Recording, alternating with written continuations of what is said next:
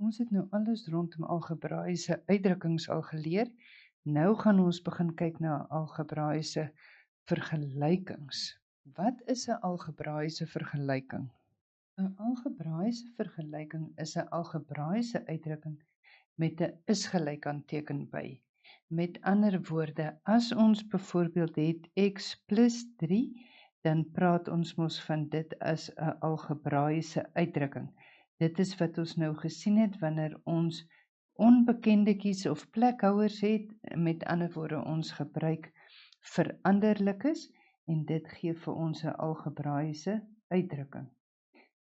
Wanneer ons nou egter gaan skryf, byvoorbeeld x plus 3 is gelyk aan 5, dan word dit 'n algebraïese vergelyking.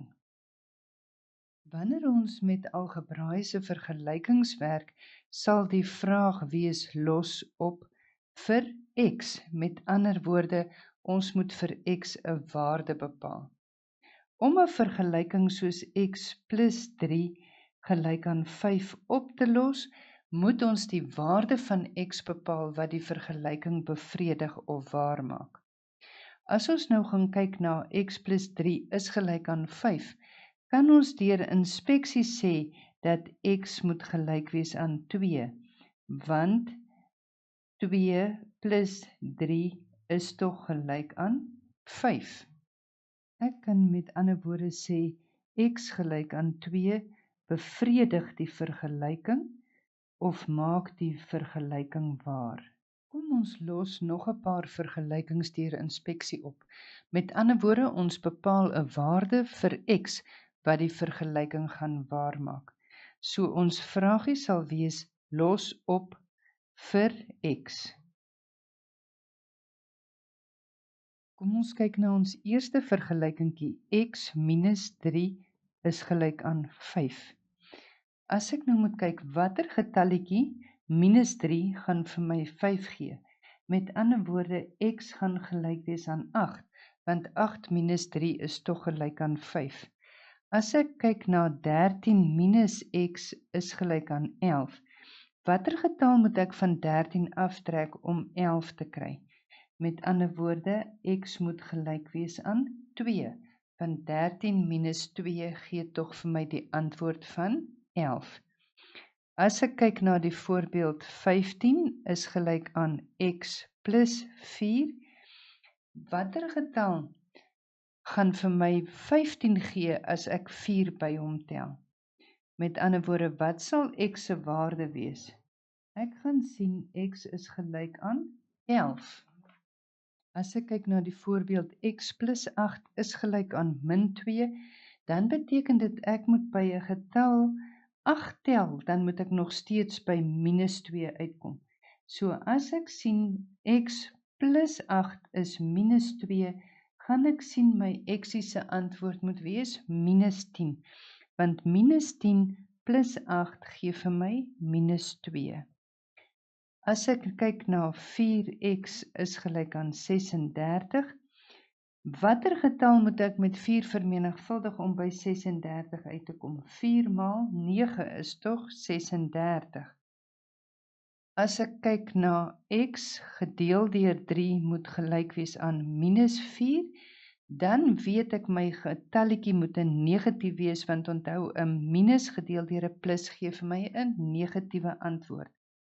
En wat gedeel deur 3 gee vir my 4 is 12. My antwoord is met ander woorde minus 12.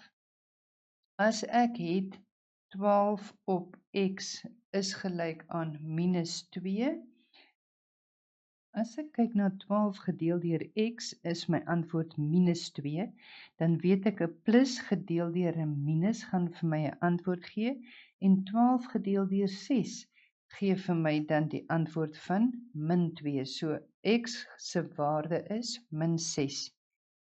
As ek kyk na die sommetjie van 12 minus a is gelyk aan 4. Met ander woorde, watter getal moet ek van 12 aftrek om by 'n antwoord van 4 uit te kom, dan is a se waarde 8.